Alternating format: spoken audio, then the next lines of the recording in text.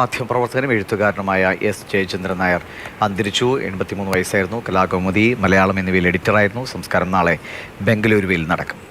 അനന്തകൃഷ്ണൻ വിവരങ്ങളുമായി ചേരുകയാണ്. അനന്തൻ, മലയാളത്തിലെ പ്രസിദ്ധനായ മാധ്യമപ്രവർത്തകൻ, നിരൂപകൻ, തിരക്കഥാകൃത്ത്, അങ്ങനെ വിവിധ മേഖലകളിൽ പ്രതിഭ തെളിയിച്ച ഒരു കാലഘട്ടത്തെ തന്നെ അടയാളപ്പെടുത്തിയ ഒരാൾ കടന്നു പോവുകയാണ്.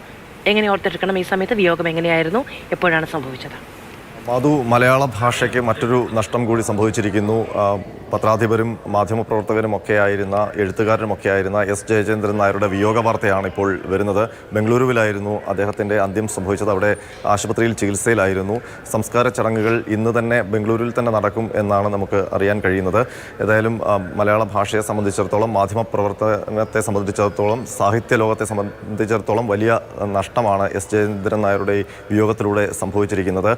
ദീർഘകാലം അദ്ദേഹം കലാകൗമുദിയുടെ പത്രാധിപരായിരുന്നു. അതിനുശേഷം ഏതാണ്ട് 1.5 പതിറ്റാണ്ടോളം കാലം, ഒരു പതിറ്റാണ്ടിലധികം കാലം സമകാലിക മലയാളത്തിൻ്റെ പത്രാധിപരായിരുന്നു. തുടക്കം മുതൽ സമകാലിക മലയാളത്തിൻ്റെ പത്രാധിപർ തന്നെയായിരുന്നു.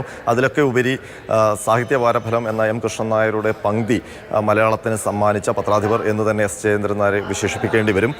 തിരുവനന്തപുരം ശ്രീവരാഹത്തായിരുന്നു അദ്ദേഹത്തിൻ്റെ ജനനം. അതിനുശേഷം കൗമുദി പത്രത്തിലൂടെ മാധ്യമപ്രവർത്തനം ആരംഭിച്ചു.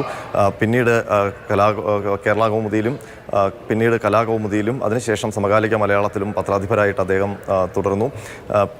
ഏതാണ്ട് നിരവധി പുസ്തകങ്ങൾ, എൻ്റെ പ്രദക്ഷിണ വഴികൾ എന്ന ആത്മകഥ അടക്കം നിരവധി പുസ്തകങ്ങൾ അദ്ദേഹത്തിൻ്റേതായിട്ടുണ്ട്.